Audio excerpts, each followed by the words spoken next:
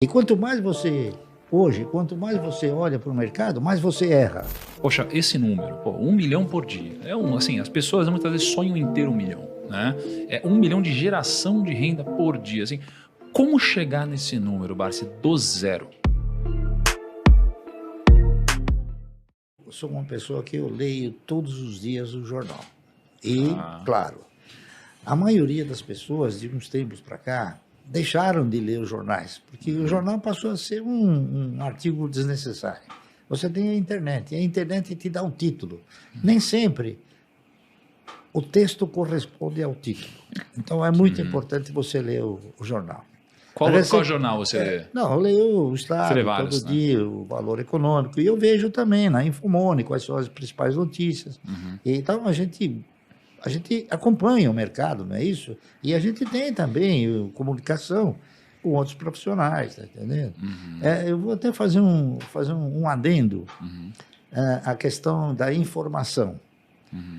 Quando o nosso mercado de valores, ele ostentava um caráter folclórico, que era o cidadão berrando lá, você tinha uma comunicação muito grande com os operadores. E os operadores acabavam te transmitindo informações importantíssimas, sem que eles soubessem que essa informação era importante. Tá entendendo? Então, às vezes, o cidadão falava, Márcio, eu tenho um lote violento para vender. Pô, cara, você já... Bom, aí vem uma baixa, tá entendendo? Então, o fluxo de informações, ele era imediato, tá entendendo? Porque ele era um fluxo de informações do corpo a corpo. Hoje é você no fio. Então, e você não tem mais a mesma percepção, tá entendendo? Outra coisa que mudou muito o mercado foi o robô. O robô é uma coisa que ele é inconsequente para o mercado. Porque o robô, ele hoje faz com que você tenha a ordem oculta. Está entendendo? A ordem oculta é o seguinte: o cidadão programa o robô para quando entrar uma oferta de venda, não existe oferta, ele compra. Então é uma ordem oculta, não é isso? E ele também tem o quê? Ele tem um instrumento, a capacidade de cancelar uma oferta antes que você feche.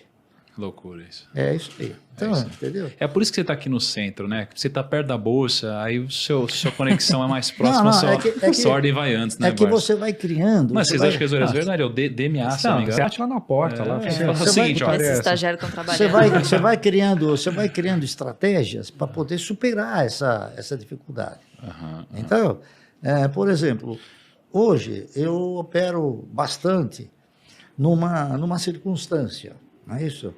Você deve saber que, por exemplo, no mercado você pode inserir uma oferta de compra no VAC.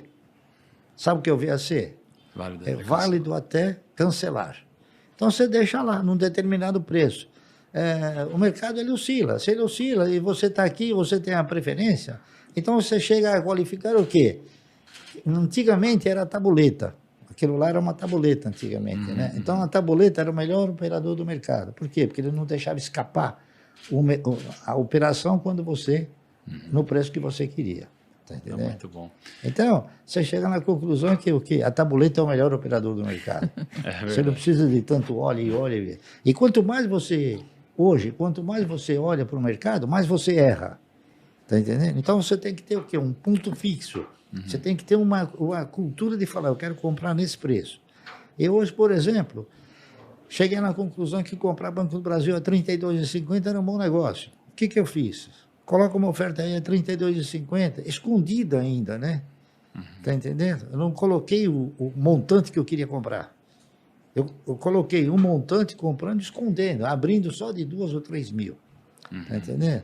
E no mercado também existem algumas ordens que eu qualifico ordens Allan Kardec. Que são ordens, às vezes, espírita. E eu falo para o cara, isso aí é uma ordem Allan Kardec. Quer dizer, é um preço que você, naquele momento, você não vai comprar, mas você imagina que daqui a pouco você pode comprar. Allan Kardec. Operação Allan Kardec. Deixa eu perguntar, então, Barsi, assim, agora, brincadeiras à parte, né? Poxa, esse número, 1 milhão por dia. Assim, as pessoas muitas vezes sonham em ter 1 milhão, né? É 1 milhão de geração de renda por dia, assim. Como chegar nesse número, Barsi, do zero? Então tem alguém aqui assistindo do zero. Como que a pessoa se planeja para chegar nisso um dia? Com disciplina e paciência.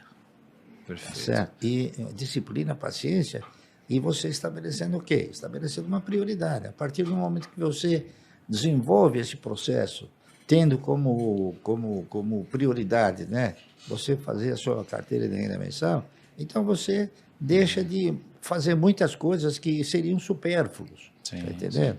Mas vamos que é o que desvia, às vezes, o cidadão de uma trajetória que possa ser vitoriosa. Perfeito. Vamos do zero aqui, então. Vamos do zero, né?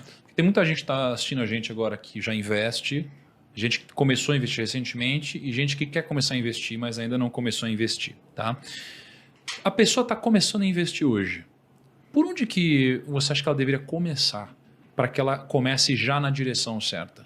Bem, hoje nós estamos aí propondo, a AGF está propondo que o cidadão assuma uma cultura melhor para ele poder desenvolver um tipo de procedimento também melhor no mercado, para que ele possa ter conhecimento suficiente de criar um foco, tá certo? Um foco para poder entrar no mercado e não ser assim surpreendido com coisas erradas. Então, eu interpreto o seguinte: a primeira coisa que o cidadão tem que fazer no momento em que ele vai entrar no mercado é o seguinte: é estabelecer um paradigma que revele o foco que ele quer fazer. Se ele quer investir, se ele quer especular, tá entendendo? Então, ele tem que procurar o quê? Ele tem que procurar um profissional que possa lhe oferecer essa orientação certa, tá entendendo? Essa que é a realidade.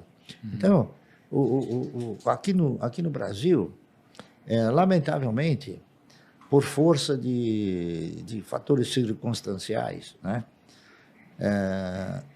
a maioria das sociedades corretoras, elas têm uma necessidade premente de fazer com que o cidadão que vá operar, que gire os negócios, é isso? Porque elas vivem do quê? Elas vivem de corretagem. Elas não vivem de investimento, elas vivem de corretagem.